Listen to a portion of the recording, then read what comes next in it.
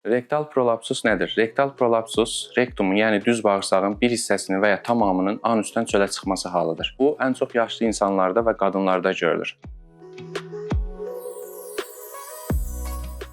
Əsasən çoxlu doğuş edən xanımlarda buna bağlı olaraq çanaq əzələlərinin zəifləməsi və uzun müddətli qəbzlik yaşayan insanlarda gücənməyə bağlı olaraq bu hallar baş verir. Əlamətləri odur ki, anusdan yumşaq bir toxumanın çölə çıxması, tez-tez və ağrılı defekasiya aktlarının olması, yəni nəzəsə gedərkən ağrı və sancıların olması, yenə selikli və sulu bir nəcisin olması bu hallarda görülə bilər. Belə olanda isə bunun müalicə edilməsi lazımdır. Müalicə yolları isə erkən evrələrdə adətən həyat tərzi dəyişiklikləri, diet və çanaq əzələlərini gücləndirməyə yönəlik məşqlər kömək edə bilər. İləri evrələrdə isə cərrahi müdaxilə gərəkli olur. Cərrahi müdaxilədə isə qızıl standart laparoskopik ventral mesh rektopeksi dediyimiz qapalı yolla uzun qalan rektumun sakruma tor vasitəsilə, yəni setka vasitəsilə fiksə edilməsidir.